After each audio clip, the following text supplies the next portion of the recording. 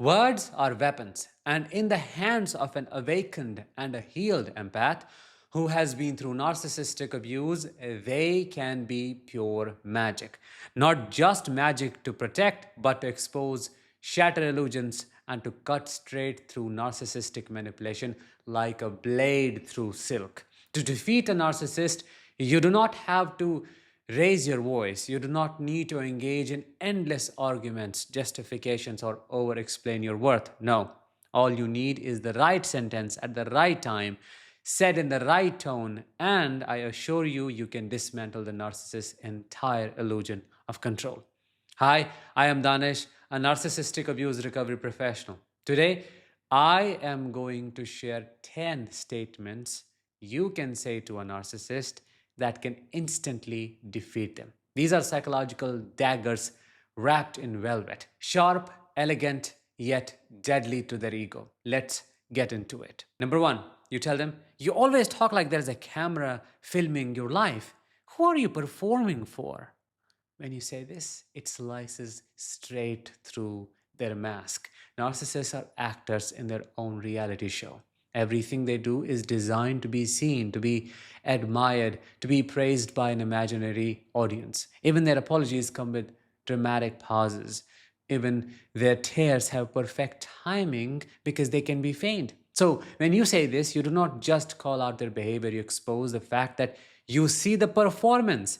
You were not supposed to. You were supposed to clap. You were supposed to cry along. You were supposed to believe it. But now you are breaking the fourth wall. And that terrifies them to their core. Because without an audience, without believers, the narcissist has no power whatsoever. Saying number two, it is wild how you can be so loud and still say absolutely nothing.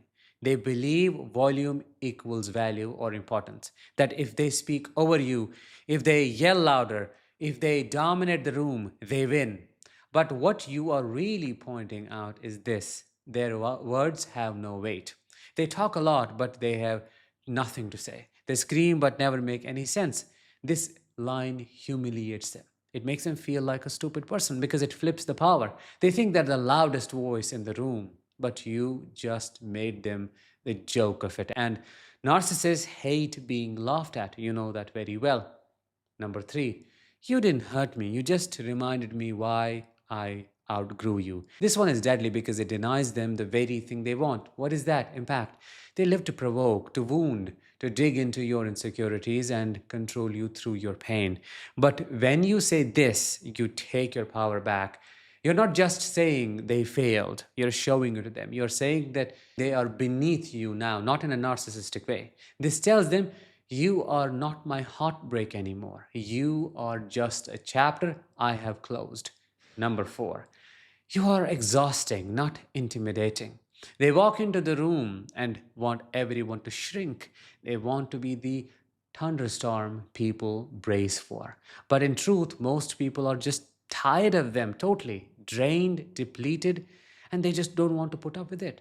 They mistake chaos for power. But when you say this, you're not afraid, you're just done. You are calling them what they really are: an emotional parasite. No narcissist wants to be seen as annoying, but that's exactly what they are. And this line wraps it in velvet and hands it back to them. Number five. Did you rehearse that line? Because there is no soul to the way you are saying it. You have heard the speech before. I have changed. Just tell me what to do and I'll do it. Oh, I have been doing the work. It's all scripted.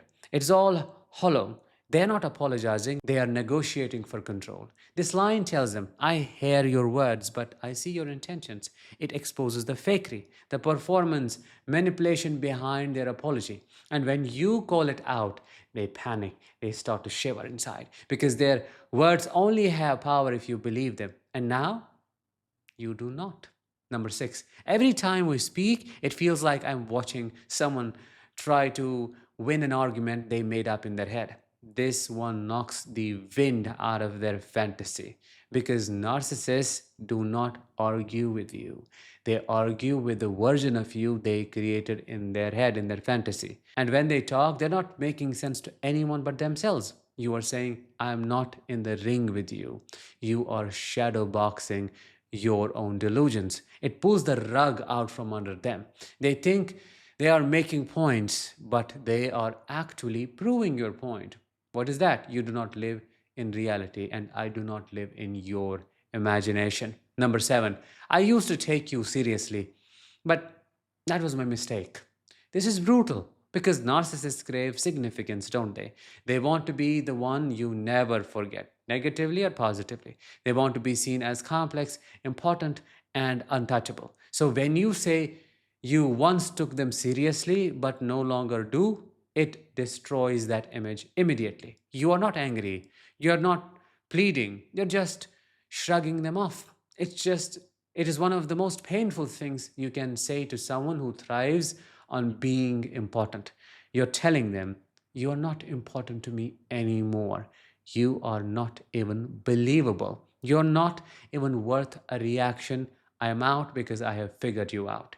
Number eight, the more you talk, the less I believe you. Narcissists think they can talk their way out of anything.